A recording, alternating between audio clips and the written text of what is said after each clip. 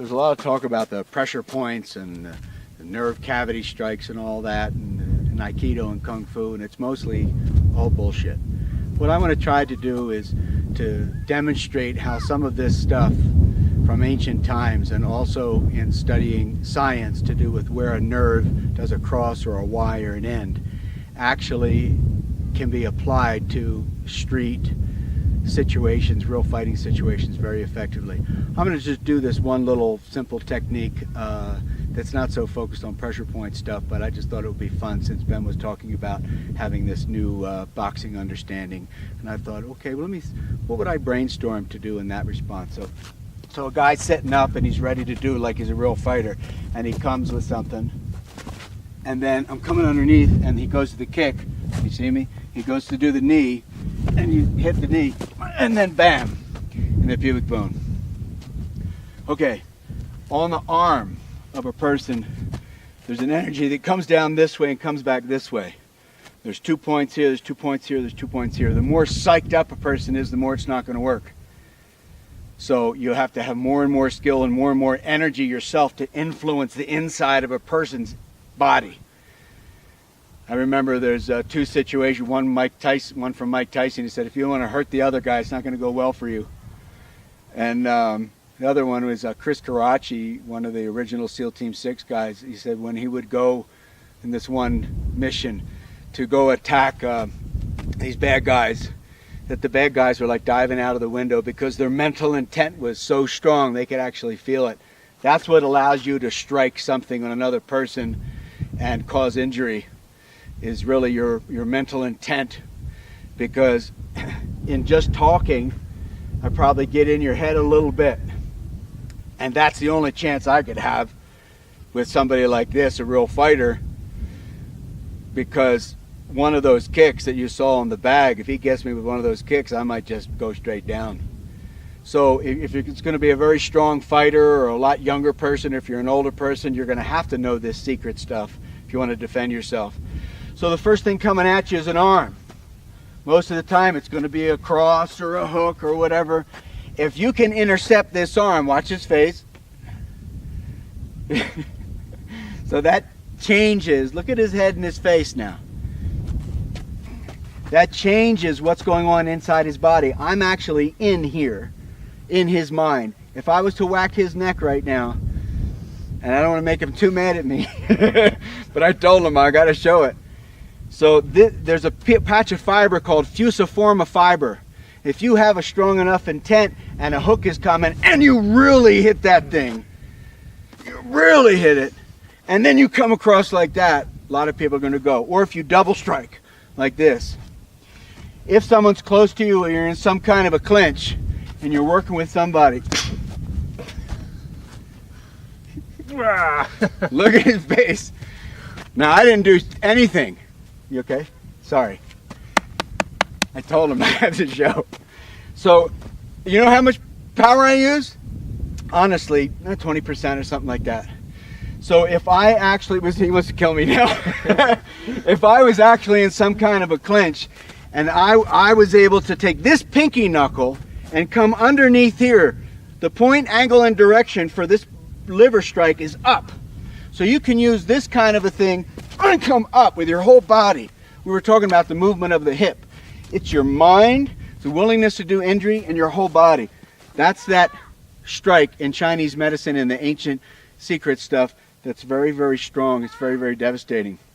A way to set up this strike and a neck strike is with the arm, because the arm's coming at you. Of course, you got to watch everything. So these 2 points, this is a rub strike. Rub point.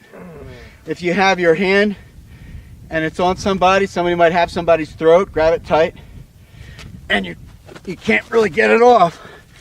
But if you know where the point is, you can get it off. Now Ben is working with me, but he's also actually using strength and stuff. So this is a rub point, and this is a press point. This fusiform fiber, middle of every bone, just whack it. There's a radial nerve comes down here. If you hit that radial nerve anywhere here, it changes the neck energy. You have your whole arm, you can come with the neck energy. One of the ways that death happens in sports and in combat sports is sinus reflex death. there's a carotid artery that comes up here behind the neck, and it branches off. That branch right there is very, very powerful. If people get hit with a baseball right there, they can die. The three ways that pressure points translate into science in terms of really causing death or serious injury is sinus reflex death, commotio cordis. Commotio cordis is here and here. Here and here. Baseball comes, hit you there, you could be dead. So a strike with this kind of a nut, just like knocking on a door, you can have a lot of power. Right in here can be very devastating. So those are two ways death happens in combat sports and in regular sports. You get a hockey puck right here. You get a hockey puck right here. It can cause a lot of damage. The other way that death happens, which is related to the ninja death touch and all that, the real thing, it's called delayed splenic rupture. That's this, a spleen shot with a knuckle. So you want to use different knuckles in different spots, like behind the ear, to come like this. Attacks only happen in certain ways. They set up to box. As soon as they set up to box, this is a great thing. Remember in the beginning of UFC? Great thing to just check the person. And you got to watch these hands because, you know, this is a strong young man here. If he clocks me in the right spot, I could just be done. So if I could get a little distance and then maybe deal with those hands a little bit, and if I can get along this side, now we have a shot to come forward. But you got to be able to get through the feet and the hands. So remember 2, 4, 6 on the arms. That'll cause a moment of interruption for the other person. Then you have to fly at them and keep going. But here and here, rub point, press point. Strike point, if somebody has an object or a knife, down here is the ulnar nerve. If you hit up here with the radial nerve, it'll make the hand clench. So if they have a gun, you can't do that. So those three ninja death touch things are actually real. One is here, the strike, you can remove plaque. In medical science, they rub this area if a person has high blood pressure. That's actually a medical procedure. If it's persistent high blood pressure, you'll go in, the doctor will do this. So if you get a strike here with this knuckle like this, or a pinky knuckle, or you're coming in and you're able to use some kind of a way to be able to find one shot coming in, boom, and you come in and hit that, that can cause, of course, everybody knows behind the ear is a knockout spot. But the more precise you can be, the better. So it's right there. On the arm, where is it? 2, 4, 6. The 2 are inside. This is rub, this is press. If you have to get somebody's hand off of somebody's throat, here, or this is rub. This is strike point, this is strike point. Then the 2 here are around here in between the muscle and here. To understand if a person's, for example, on alcohol, their head points are weak because they have too much energy up here, so you can get them on the head. If they're on PCP, their liver is accentuated, and the liver has points down in the leg. Police reports have understood that one of the ways to drop somebody on PCP is to hit them with that liver strike just coming in. If a person is on meth or cocaine, what does it do? It messes with the heart, right? So anything to do with the heart regions and the insides of the arms is strike points.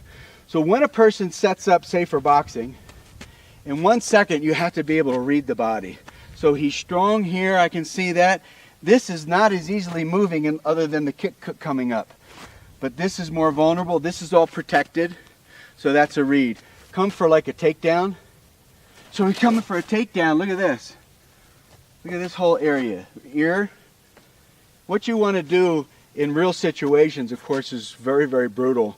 The biting, the neck, the ears. You only have so many techniques that you can use on a strong opponent. The ear pop, the eyes like jabs. So as you learn more and more about where a nerve does a cross or a Y or an end, you can map the body out according to the kind of attacks that come to you in real life. There's the boxer. There's the tackler. There's the person that leans on one foot to set up for a kick. Lean from one foot and go for a kick. If I can watch what's going on up here and he leans, and I see he's leaning just like in the ring. He leans, and and you automatically want to preemptively attack before their attack gets off. So another thing that happens in real life is they lean away and come for an attack, and of course everybody knows, every policeman, every military, I mean, that's just cake for a trained fighter because it's telegraphing. But we know in the news and the knockout game, and that's what they do. They lean away and they come forward, right? Or they lean in and down, let me have a dollar, let me have a dollar, and come forward. So if you can stop the action before it gets off, then you have more access to cause strikes into the nervous system.